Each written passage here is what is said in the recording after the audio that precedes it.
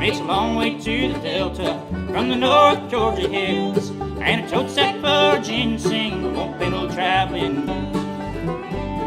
I'm too old to ride the rails from the road alone, but I guess I'll never make it back to home, my muddy water Mississippi Delta home. All right, so to put a face with that voice that was singing at the beginning of the video, this is Ian.Batey. Ian and I don't know each other that well, so this should be an interesting conversation. But we met at just a bluegrass jam maybe 6 months or so ago, I'd say, maybe longer than that, actually, maybe about a year ago, here in Knoxville, Tennessee. And so, Ian, you're not from Tennessee. You are from Southwest Georgia, if I'm not mistaken, right? That's correct. That's All correct. right. So tell us about kind of when you started playing music. When I was like 5 or 6, my parents got me started playing the banjo. And we lived in around Gainesville, Florida at the time, in Archer, Florida. And my brother had started playing old time fiddle and doing some of those competitions and stuff. And so they said I need to play an instrument, and I chose the banjo at that age for some reason. So it was like a And so- family. It ran in the family. The music did. A little bit, yeah. My dad was the first one to play anything, and he played guitar and sang. And my brother started playing the fiddle, and I played the banjo, and so that's kind of how that went. Took lessons from this lady down there in Gainesville, Florida. But anyways, yeah, we'd go around and play at different churches and stuff, and it was fun. But then I got into high school and dropped the banjo and picked up the guitar. So. Gotcha. Because I wanted to sing. Yeah. So I was gonna ask, when did you start singing? Because like when we're jamming together, for me, I haven't told you this, like that's what sticks out more than anything is just your Thank you. voice. And you get a lot of compliments. I've seen you play live, and a lot of folks think the same thing. So when did you start singing, and was it something that you found it easy to do, like naturally, or did you have to work hard at learning to sing and everything like that? Kind of both. I picked up the guitar so I could sing more, especially because there wasn't a big bluegrass scene there where we were at. So there wasn't like I could go jam with people and sing with them playing. So I really had to be my own accompaniment. And so banjo is not the way to do that. Right. So that's why I started on the guitar. But yeah, I was doing mainly like older traditional country music, and I had to work at it. Like of course there's a certain amount of like natural ability, like your voice is built in a certain way, you're able to make it do things. But really, I had been singing in church for a long time, just hymns and stuff, and then everything else. And I know that helps a lot. I feel like a lot of really good singers get their start at that young age in church, and they really get to mold their voice as they grow up. But then moving into country music from that, like trying to sing that, I really studied it like a lot, to the detriment of other things that I was doing at the time, right? Like sit there and listen to every, I remember I would go and find like every recording possible, every live recording of George Strait singing like whatever song I was trying to do at the time, and listen to all the little vocal licks and inflections and different things that he does in each of the live recordings, because it's like, that's so cool, and I wanted to copy it, and some were cooler than others to me, or just that it was novel. But yeah, there's a lot of work that goes into that, and like singing a bunch and trying and recording myself and trying to do all the things. But yeah, did you so yeah, you mentioned George Strait. Who were the other big influences growing up? So he was definitely one of the first big ones, and like Randy Travis and Merle Haggard. And then, as I got older and kept on moving on, it was more like it got more into the George Jones, Keith Whitley, like definitely into different, I don't want to say like a different school, but the vibes changed, I guess, over time as far as what singers.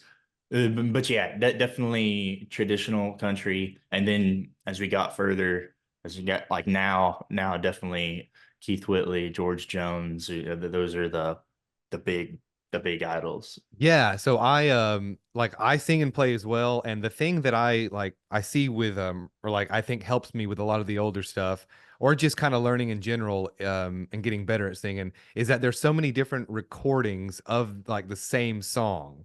So you can Mhm. like listen to like, whoever did it, Keith Whitley, and listen to like George Strait do it, and then there's so much to take away from like the same song from different recordings and different singers. And I always thought that's Yeah. cool about country and bluegrass because you don't get that in other genres of music. Hey folks, if you have been wanting to learn beginner bluegrass guitar, I have the course for you. Flatpick Foundations is over 70 lessons and growing, designed for the beginner bluegrass guitarist to set a sturdy foundation in which you can grow your bluegrass chops off of, and it's affordable and it's a one-time purchase and luckily not subscription based. In this course, I break down the core fundamentals to playing bluegrass guitar to make your bluegrass playing sound folky, sound bluegrassy, and I give you a lot of practical skills that will make a difference in your playing right away. So if you are interested in learning bluegrass guitar with me, I'm running a promo through November 2024. I laid out nice and easy, super clear instructions,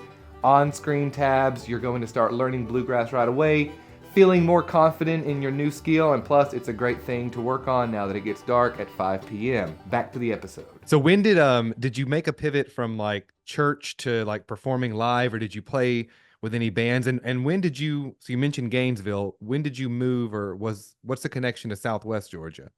It's a loaded bunch of So questions. I was raised, at least for the first little bit, on my family's my family's farm there in north central Florida, or out there in Archer. And but then, like, things shrink, families get bigger, it's harder to support everybody. So we ended up moving from my dad's job in Cairo, Georgia, with Pioneer Hybrids. And so that's when we moved up there when I was like probably like 6 or 7. It was shortly after Okay. picking up the banjo. But yeah. Yep.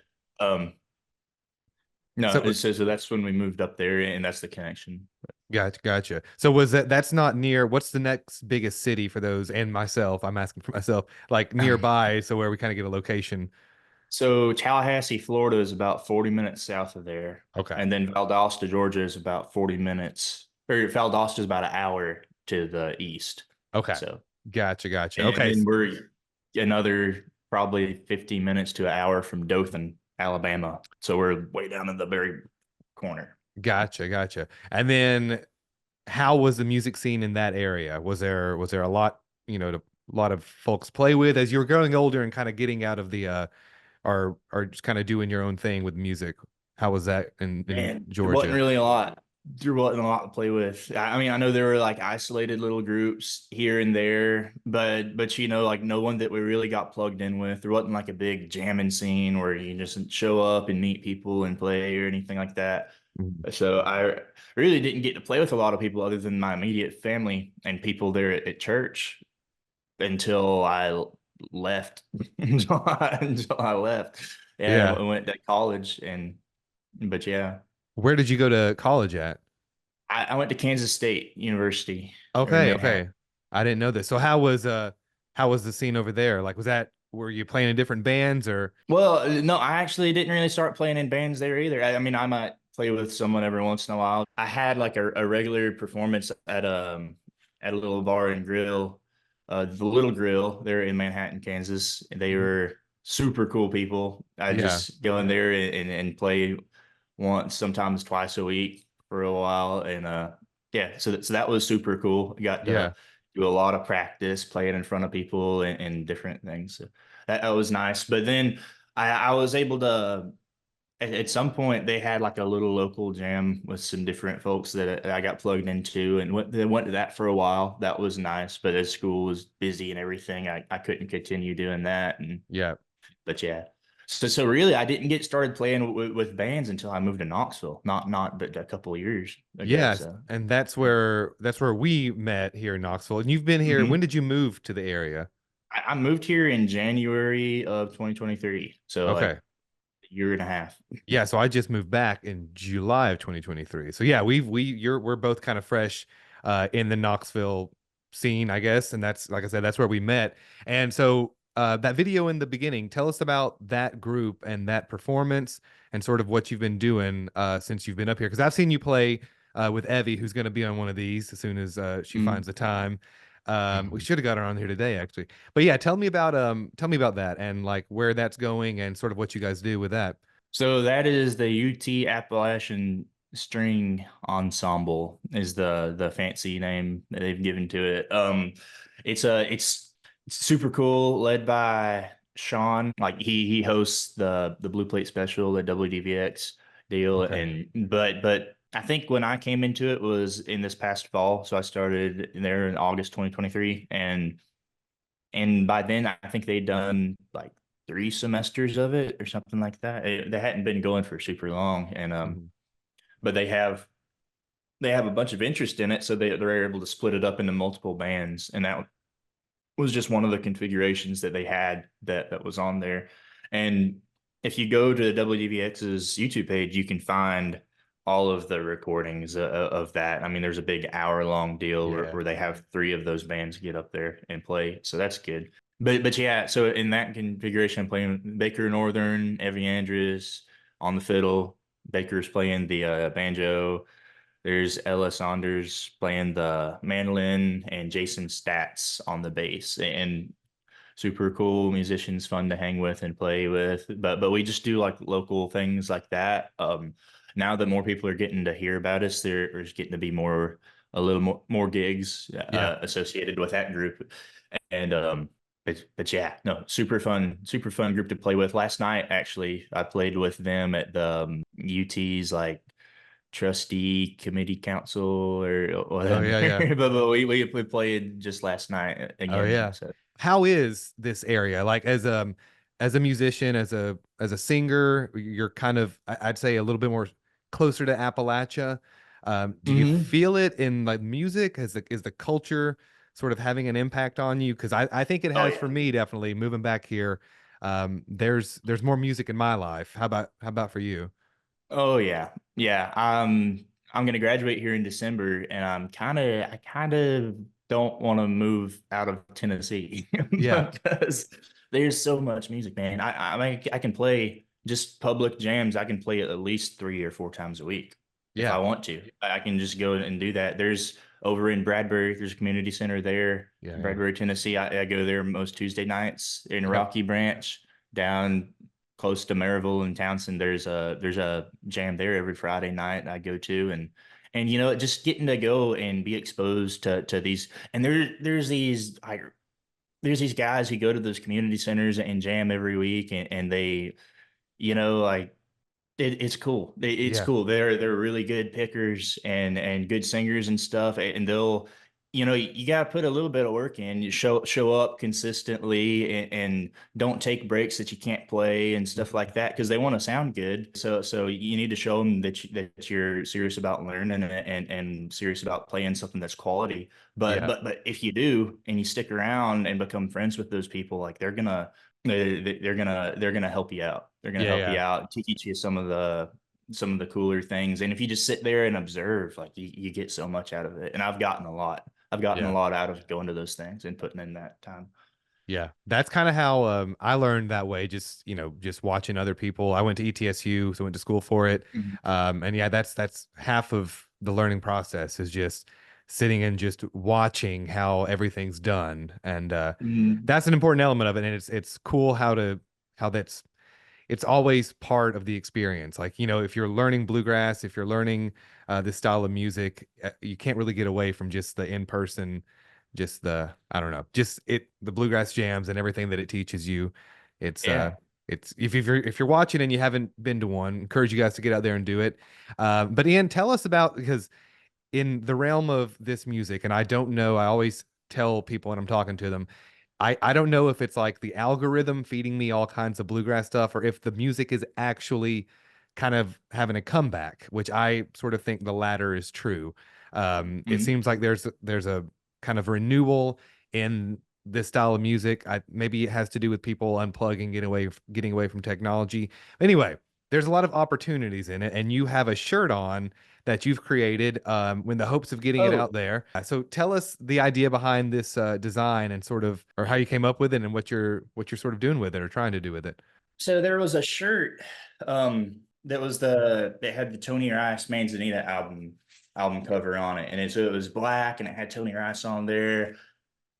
It was super cool looking, and but it was just on a black shirt, and it was basically the same design, but you know, like getting the color schemes to match and stuff. And I said, well, there's a lot of other bluegrass albums that are super cool that a lot of people identify with, and I think that they would buy that and stuff. And so I did this shirt and then one other. I can grab the other real Yeah, let's fast, see it. but before I'll just finish my thought. That I made these two shirts or ordered them just kind of as a proof of concept of like, okay, this printing service is pretty good. It's not like trash. It's like, and this is something that I would wear it out, you know, and see what. And I wore it the other day to one of our friends' like baby having parties Yeah, or baby shower parties. yeah, yeah, Yeah, but yeah, and got a lot of comments on it stuff. I was like, you know what, like this would be cool to be able to market and sell to people. I think it's something that people would really be interested in. But yeah, yeah, for the sure. one pickup that I'm looking into is like actually getting the licensing and working out all the legal details of it, being Yeah. able to sell someone else's art on a shirt. Yeah, if anybody's watching and has any comments about how to go about doing that, just let us know in the description below. You got a saddle back there. These are authentic as hell. Um, but that is Ian, if you can still hear me, like that I think I've got a lot of compliments, and I sell this t-shirt here with the frog on it, but from business owners saying that like musicians that go out to the places that I play, like don't sleep on merchandise. That's awesome. JD Crow, show that one more time. Oh I didn't yeah, get that. JD Crow and the New South. Okay, They're nice. my homemade in the Hall of Fame album. It's Yeah, just one of okay. my favorite albums, so it was one of the ones I did first. That's awesome. We'll put all of this in the description below. But yeah, like I was saying, as musicians, because like I said, I go out and I perform around the region. Like feedback from business owners, that's like that's great that you do that because most musicians don't, and they sell.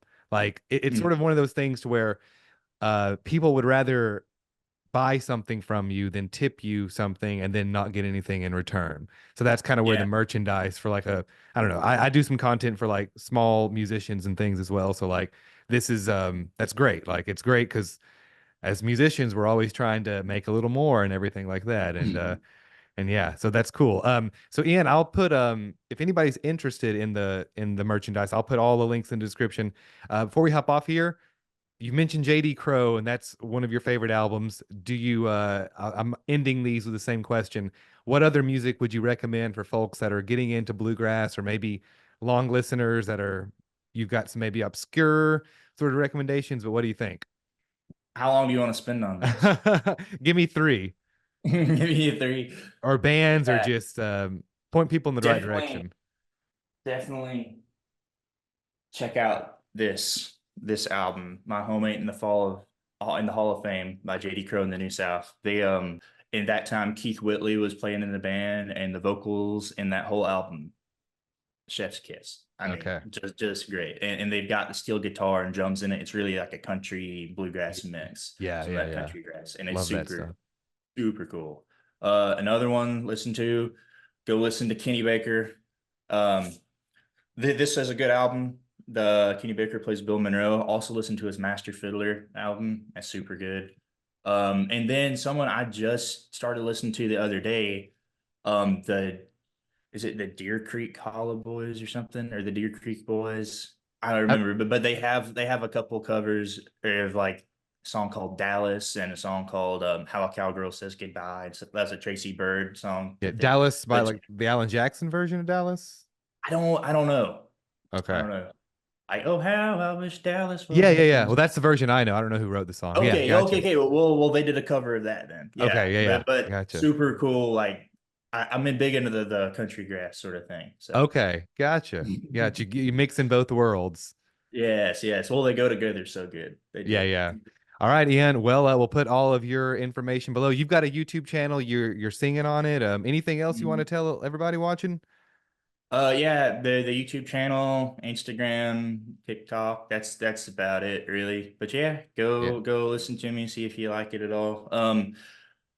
One other thing that your listeners might not know, but I don't feel like anybody knows about this. There's this website, bluegrassarchives.com, or is it bgarchives.com? Something like that. Go and look it up, and you can find like all the live recordings that people like, live performances from just a million different bands Yeah, are yeah, yeah. posted on there that they've recorded and put on there, and they've got it broken up by song. And yeah, it takes a little bit of work, but if you're about finding live performances and like hearing different breaks from different people, different band configurations over the years, like Yeah. that's the place to be, man. Okay. Go there. I haven't heard of that. And Well, I'll check it out. All right. Well, appreciate it, Ian. And you guys watching, we'll see you on the next one. Bye bye.